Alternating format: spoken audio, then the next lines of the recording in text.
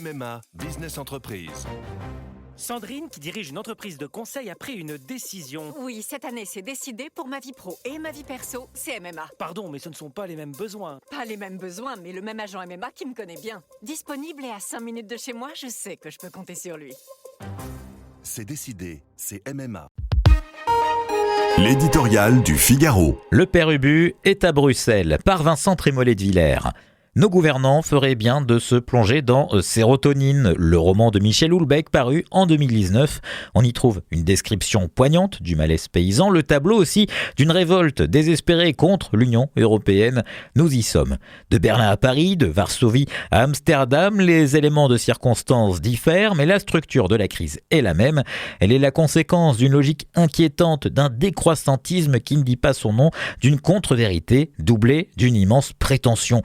Le postulat, l'Europe, première coupable du réchauffement climatique, est faux. La conclusion, nous serons la région du monde la plus vertueuse, est folle. S'ensuivent un certain nombre de décisions au nom bucolique, pacte vert, restauration de la nature, mais qui recouvrent une ivresse normative qui impose la réduction des cultures et facilite l'importation de ce que l'on pourrait aisément produire nous-mêmes. Ce n'est ni écologique ni profitable. Le père Ubu est à Bruxelles. Nos agriculteurs retournent les pancartes des villes pour nous dire que l'on marche sur la tête, mais ce ne sont pas eux qui mettent la France à l'envers, c'est ceux qui nous imposent des règles auxquelles échappent les tierces puissances. Chine, États-Unis, Amérique du Sud, trop contentes de déverser chez nous à bas prix ce que l'on n'a plus le droit de produire nous-mêmes. Notre ministre repousse sa loi, Emmanuel Macron demande une pause normative, mais là aussi nous marchons sur la tête. À Bruxelles, c'est le très puissant président de la Commission de l'environnement, Pascal Canfin, qui mène la danse.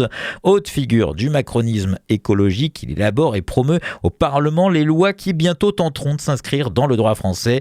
C'est le même groupe Renaissance qui a voté contre l'intégralité des députés européens français l'accord commercial avec la Nouvelle-Zélande qui permet l'importation de lait en poudre depuis le bout du monde. Ce double jeu du pouvoir avec nos agriculteurs intraitables à Bruxelles, compatissants à Paris, alimente un peu plus la colère.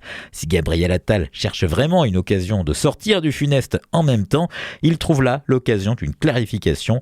Les paysans l'attendent et les Français aussi.